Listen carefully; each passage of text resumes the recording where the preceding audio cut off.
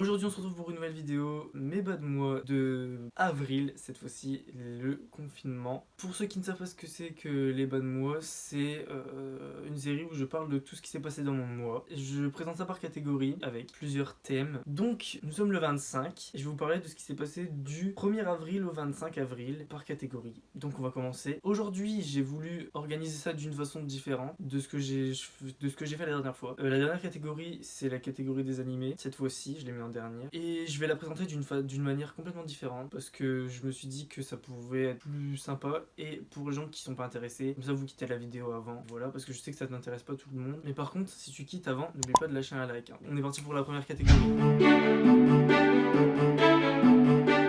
La première catégorie, c'est une catégorie que j'avais complètement oublié avant de faire la vidéo. Là, une catégorie vêtements, parce que oui, j'ai quand même acheté des vêtements pendant ce confinement, que je suis addict, lol. Je suis très raisonnable là-dessus. Mais là, je voulais m'acheter un jogging, je me suis dit pour le confinement c'est cool. Je l'ai mis dans une de mes vidéos qui est très récente, la vidéo des fringues de seconde main. Ouais, il est super beau, il est à l'aise, il est un peu petit, j'aurais dû prendre une taille au-dessus, mais enfin ça me dérange pas forcément. C'est un Adidas original, il est vert, c'est pour ça que je le trouvais cool, parce que la couleur elle est originale, je mets pas beaucoup de jogging habituellement. Mais celui-là, c'est un coup de cœur. Et voilà, je l'ai acheté sur Zalando, si vous voulez le retrouver il sera dans la description. Et voilà, le petit un logo juste là, et franchement il est super cool, voilà.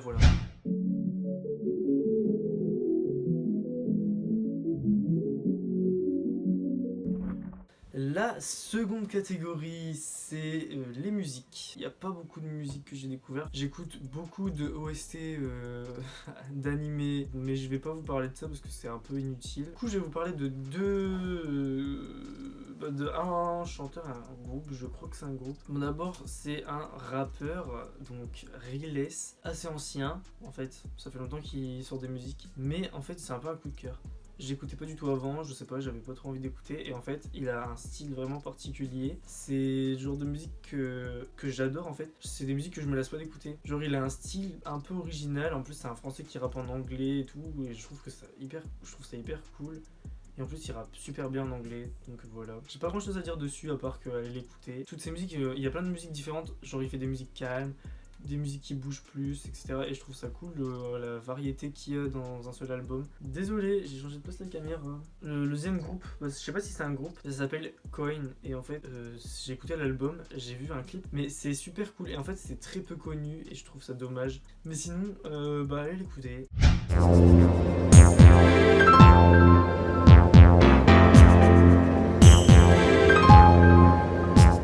La troisième catégorie, c'est les jeux. En ce moment, donc je joue plus trop aux Sims à part pour refaire la série. Que la série, ouais, j'adore faire la série. D'ailleurs, allez voir le dernier épisode qui est sorti il y a pas très longtemps, parce que je sais pas quand est-ce que je vais sortir la vidéo. Mais vraiment, je me suis gavé sur le montage et j'ai kiffé. Donc allez-y. Mais sinon, je me refais tous les Pokémon. Oui, quand j'étais plus jeune, j'étais fan inconditionnel de Pokémon. C'est abusé. Et du coup, je suis en train de me refaire tous les Pokémon. C'est génial. D'ailleurs, j'aimerais tellement vous faire des lives sur Pokémon. Mais ma connexion ne veut pas. D'ailleurs, j'ai bientôt la fibre à skip. Ça fait 4 ans qu'ils nous disent qu'on a bientôt la fibre. Mais j'espère avoir bientôt la fibre, comme ça je pourrai vous live.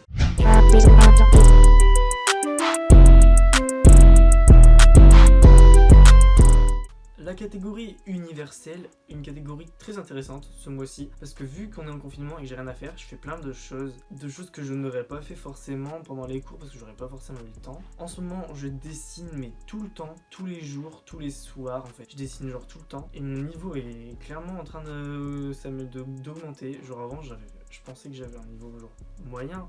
Mais en fait j'étais vraiment une merde. Et en ce moment genre je regarde plein de bases et tout, genre que j'avais pas vraiment appris avant. Et vu que je sais qu'il y a pas mal de bases, genre mon niveau est vraiment en train de s'améliorer. En plus j'apprends à faire les ombrages. Mais je dessine vraiment beaucoup de dessins japonais, je dessine vraiment pas beaucoup de dessins réalistes. Je fais que du cartoon et du manga, genre. Parce que c'est le truc qui m'intéresse le plus en fait, dans les dessins. S'il y a des gens qui savent dessiner sur tablette graphique, qui savent bien dessiner sur tablette graphique, je vous attends dans les commentaires.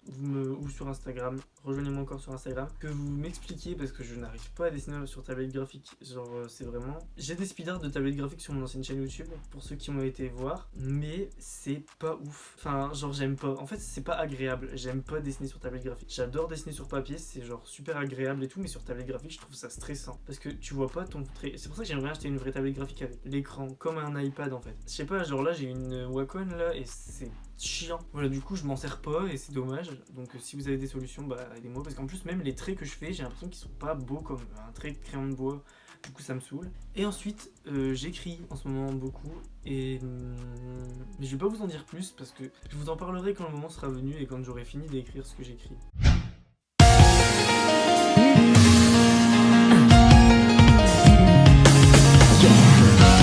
On se retrouve pour la catégorie animé. Donc la dernière catégorie, je vous avais dit que le montage allait être différent. Là j'enregistre ma voix en différé, je vais faire un montage par au-dessus.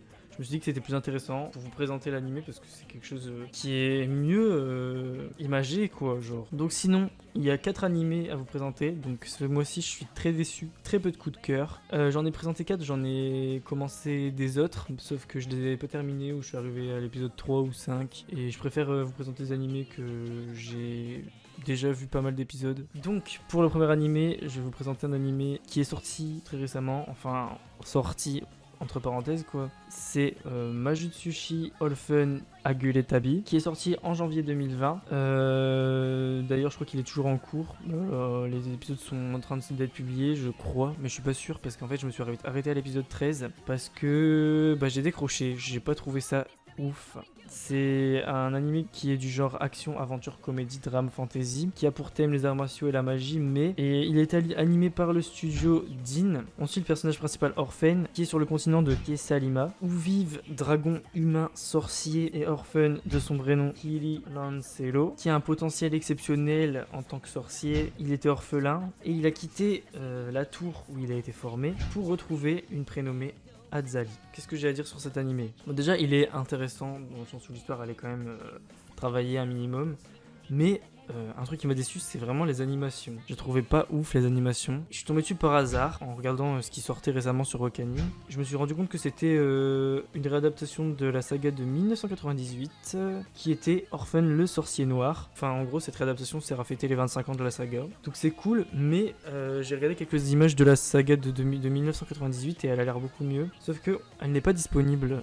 Je crois. Donc j'étais déçu des animations de combat et tout, c'est pas genre quand ils utilisent un pouvoir, c'est pas très beau je trouve et c'est pas j'ai pas frissonné en regardant, j'ai rien ressenti et tout. J'ai même eu la flemme d'aller jusqu'à l'épisode 13. Je me suis dit je vais après l'épisode 10. Je suis allé jusqu'à l'épisode 13 et j'ai fait bon je vais m'arrêter là, j'en ai marre, ça me saoule. J'avais la flemme et c'était même pas encore sorti le reste, je me suis dit vraiment j'en ai marre. Il y avait qu'un épisode de sortie après et c'était un épisode qui était disponible que pour les abonnements premium. Du coup je suis un peu déçu de cet animé. Je le noterai pas parce que je l'ai pas terminé, mais vraiment je recommande pour ceux qui aiment bien tout ce qui est sorcier, magie noire et magie blanche. Mais c'est pas un coup de cœur, mais c'est pas nul. Pour moi il n'y a pas vraiment d'animé nul, ça dépend des goûts, mais après je le recommande quand même parce que vas-y, c'est pas dégueulasse ces animations, elles sont pas dégueulasses mais elles sont pas t'es pas en train de dire waouh quand tu regardes, tu vois.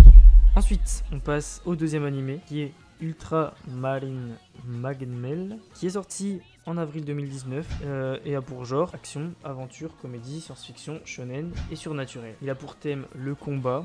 Il a été animé par le studio Pierrot Plus. Il est disponible sur Netflix. C'est original Netflix, mais il a été adapté d'un manga. Le manga de base c'est Gunju no Magmel. On suit l'histoire d'un monde où un nouveau continent est apparu, il est nommé Magmel, et on suit Yinyo, un matérialiste qui aide les aventuriers. Mais il n'y a pas grand chose dans cette histoire en fait. Il y a une histoire avec une fille nommée Zero, mais c'est pas hyper intéressant. En tout cas l'animation est super belle, les dessins sont super beaux, j'ai adoré ce niveau-là. Je devrais le noter, je noterai 7 sur 10 je pense, parce que il est bien. Et ce qui est cool c'est qu'il est rapide, il y a 13 épisodes, peut-être qu'il y aura une suite, je pense qu'il y aura une suite, et franchement le personnage principal il est cool, il est original, c'est pas comme on a l'habitude de voir et franchement j'aime bien quand même.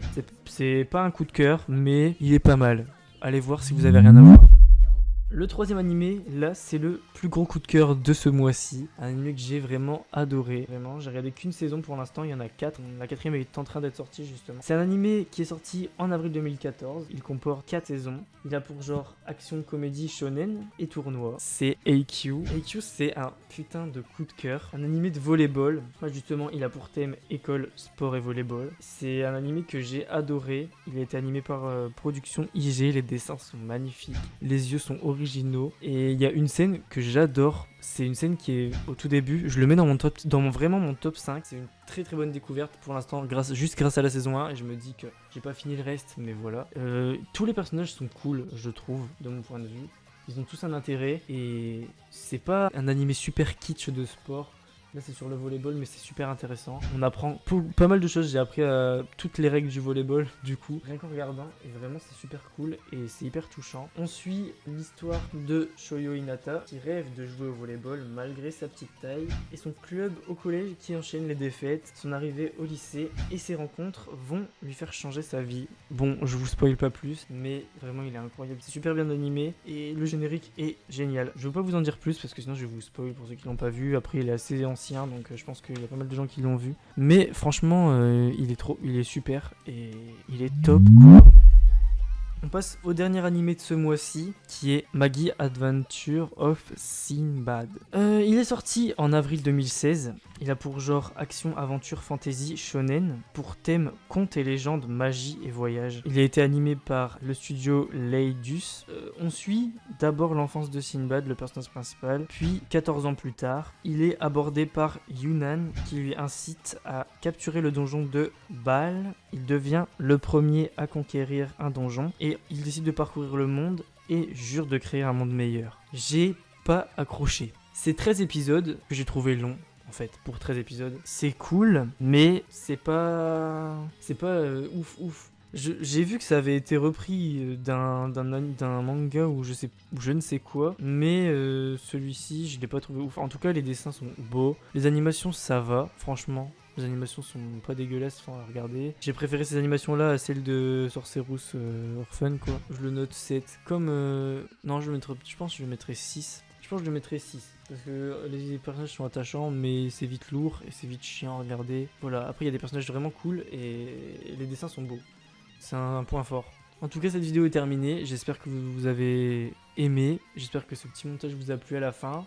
Ça me fait plaisir de faire ce genre de vidéo et de faire ce genre de montage. J'ai envie de changer un petit peu de style parfois et je me dis que quand je parle d'animé, j'aime bien changer de style un peu. Je trouve ça intéressant. Et voilà. Si vous avez aimé, n'hésitez pas à liker, à commenter, à partager, à me rejoindre sur les réseaux sociaux comme d'habitude. Et moi, je vous dis à la prochaine. Salut!